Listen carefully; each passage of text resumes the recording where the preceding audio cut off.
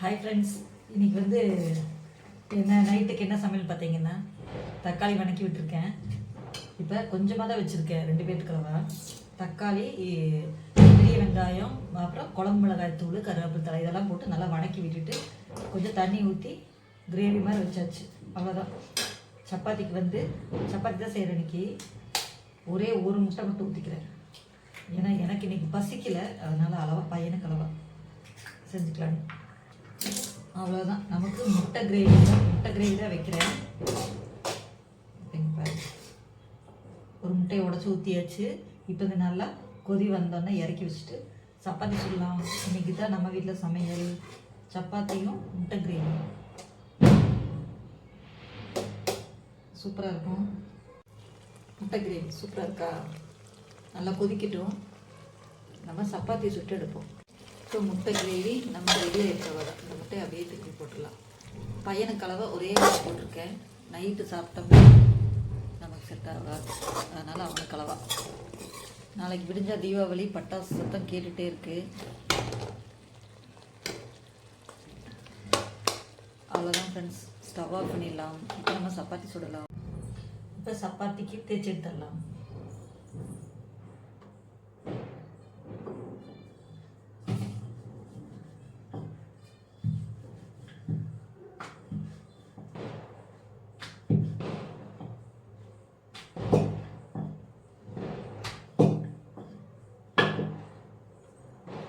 சப்பாத்தி தேய்ச்சாச்சு. அப்படியே கல்லில் போட்டுற வேண்டியதுதான். கல் சூடாயிடுச்சு. தோசை கல் வச்சுருந்தேன், சூடாயிடுச்சு. கொஞ்சம் ஆயில் விட்டுடலாம். நல்லாவே அடுத்த சப்பாத்தியை சுட்டுடலாம். விடிஞ்சா தீபாவளி. எல்லாத்துக்கும் தீபாவளி வாழ்த்துக்கள்.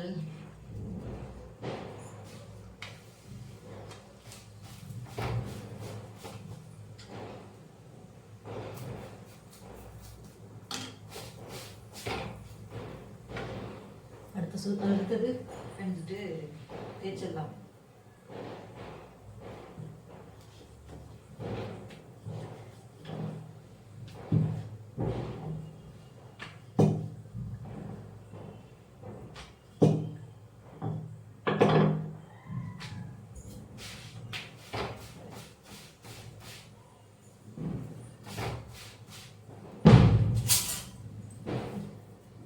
இனி விடிய பட்டாசு வெடிப்பாங்க. ரோட்டில் நடக்கக்கூட முடியாது. எல்லோரும் வெடிக்கிட்டு ஒரு நாளைக்கு சந்தோஷமாக இல்லை என்ஜாய் பண்ண.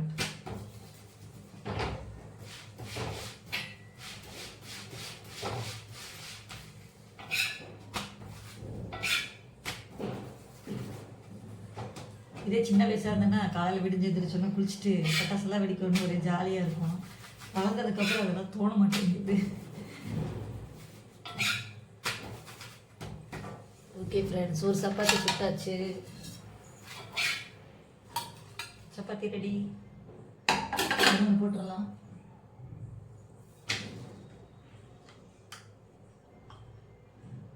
எல்லாரும் தீபாவளி பர்ச்சேசிங் பண்ணிட்டீங்களா? ட்ரெஸ் எடுத்தாச்சா? சொல்லுங்க.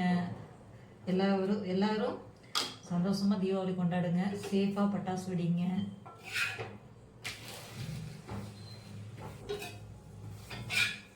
குழம்புக்கு வந்து மல்லித்தலை எல்லாம் போடல, நான் அப்படியே தான் வச்சுருக்கேன். மல்லித்தலை வந்து சந்தைக்கு போயிட்டு வாங்கிட்டு வரக்கு மறந்துட்டேன். ஆனால் இன்றைக்கி காய்கறியெல்லாம் கொஞ்சம் பரவாயில்ல, விலை கம்மியாக இருந்துச்சு. அதையும் உங்களுக்கு காட்டுறேன். ஃப்ரெண்ட்ஸ், இங்கே பாருங்க, தக்காளி வந்து வீட்டு பக்கத்துலேயே கொண்டு வந்தாங்க. 6 கிலோ வந்து 100 ரூபாய்ன்னு சொன்னாங்க. நான் வந்து 3 கிலோ வாங்கிட்டேன். இது உருளைக்கிழங்கு வந்து போன வாரம் வாங்கிட்டு வந்தது அப்படியே இருந்துச்சு. இந்த 2 தேங்காய் வந்து 30 ரூபா.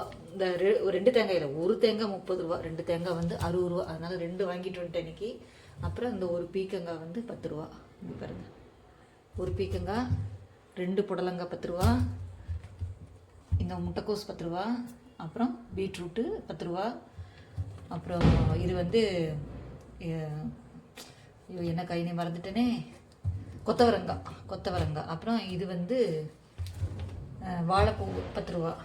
அப்புறம் இது வந்து சுரக்காய், நாட்டு சுரக்காய். சூப்பராக இருக்கும் ஃப்ரெண்ட்ஸ். இதெல்லாம் காய்கறியெல்லாம் போட்டு நம்ம இந்த வாழைப்பூ இதெல்லாம் போட்டு சூப்பு வச்சு குடித்தோம்னா ரொம்ப நல்லதுங்கிறாங்க. அதனால தான் இதெல்லாம் வாங்கிட்டு வந்தேன். டெய்லி இனிமேல் காஃபிக்கு பதிலாக சூப்பு போட்டு குடிப்போம். நீ காய்கறி எல்லாம் லாபமாகவும் இருந்தது. ஆனால் வந்து கடைகள்லாம் கம்மியாக தான் இருந்தது. மழை பெஞ்சிட்டே இருக்கிறதுனால தீபாவளியும் வேறு எல்லாம் ஊருக்கு போயிட்டாங்களா என்னன்னு தெரியல. சந்தையில் வந்து கடை கம்மியாக தான் இருந்துச்சு. விலையும் பரவாயில்ல, வாங்கிட்டு வந்தாச்சு. இந்த காய்கறி வந்து எல்லா காய்கறியும் போட்டு சூப்பு வச்சு குடிங்க காலையில். எல்லாருமே சின்னவங்கலேருந்து பெரியவங்க வரைக்கும் சூப் வச்சு குடித்தோம்னா ரொம்ப நல்லதுன்றாங்க. நானும் நாளையிலேருந்து அதான் ட்ரை பண்ணலான்ட்டு இருக்கேன். நான் டீ காஃபி அதிகமாக குடிக்கிறேன். டீ ரொம்ப குடிக்கிறேன், காஃபி குடிக்க மாட்டேன். டீ ரொம்ப பிடிக்கும் எனக்கு. கொஞ்சம் கொஞ்சம் குறைக்கலான்ட்டு இருக்கேன். யார் டீ பிரியரோ கொஞ்சம் குறைச்சிட்டு சூப்பு குடிங்க. கைகால் வந்து நல்ல பலம் தருமாமா, நல்லா ஹெல்த்தி. சின்ன பிள்ளைங்களாக இருந்தாலும் பரவாயில்ல, வயசானவங்களாக இருந்தாலும் பரவாயில்ல, எல்லா காய்கறியும் போட்டு கொஞ்சமாக கட் பண்ணி போட்டு ஒரு அரை மணி நேரம் நல்லா கொதிக்க வச்சுட்டு அந்த தண்ணியை வடித்து என்னென்ன போடணும், எல்லா காய்கறியும் போடணும். சுரைக்காய், பீக்கங்காய், கொத்தவரங்காய், அப்புறம் புடலங்காய், பாவக்காய், சுரைக்காய், தக்காளி, ஜீரக மிளகு, வெள்ளைப்பூண்டு தட்டி போட்டுறணும், இஞ்சி தட்டி போட்டுறணும், அப்புறம் கொஞ்சம் மஞ்சத்தூள் இதெல்லாம் போட்டு நல்லா கொதிக்க வச்சிடணும். கொதிக்க வச்சுட்டு வடிகட்டி காலையிலையும் சாயங்காலமும் 2 நேரம் குடிச்சிட்டு வந்தீங்கன்னா எதிர்த்து நடக்க முடியாதவங்க கூட நடப்பாங்கன்னு சொல்கிறாங்க. நான் நேற்று ஒரு வீடியோவில் பார்த்தேன். நான் அது உங்களுக்கும் பயனாக இருக்கட்டும். நீங்களும் அதே மாதிரி ட்ரை பண்ணி பாருங்கள். நான் நாளையிலேருந்து எனக்கு, அம்மாவுக்கு, எல்லாத்துக்குமே, வீட்டில் இருக்கிறவங்க எல்லாத்துக்குமே பண்ணி கொடுக்கலான்ட்டு இருக்கேன். இப்போல்லாம் வந்து சின்ன வயசுலேயே வந்து கைகால் பலன் இல்லாமல் ஆகிடுது. காலையில் படுத்தோம்னா எந்திரிக்க முடியறதில்ல, அந்த மாதிரிலாம் இருக்குது.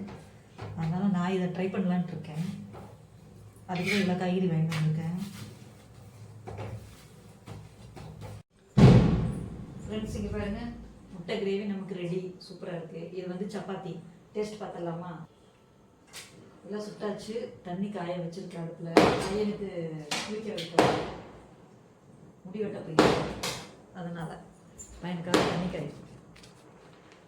நைட்டு நம்ம வீட்டில் இதுதான் சாப்பாடு. சாப்பாடு இல்லை, சப்பாத்தி. டேஸ்ட்டாக இருக்கும், நல்லா சூப்பராக இருக்கும். தக்காளி முட்டை போட்டு வச்சது சாப்பிடலாமா?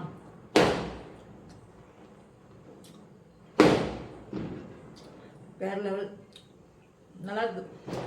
சாப்பாடுக்கு மசாலா தூள் அரைச்சி வச்சுருக்கேன். அந்த மிளகு தூள் தான் போட்டிருக்கேன். நல்லா இருக்கு கிரேவி. உங்கள் வீட்டிலலாம் என்ன சமையல் சொல்லுங்கள் ஃப்ரெண்ட்ஸ்.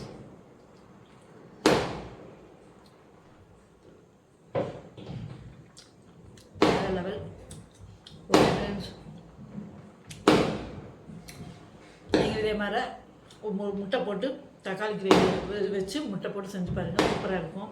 ஓகே ஃப்ரெண்ட்ஸ், நாளைக்கு தீபாவளி. எல்லாத்துக்கும் தீபாவளி நல்வாழ்த்துக்கள். ஓகே, பாய்.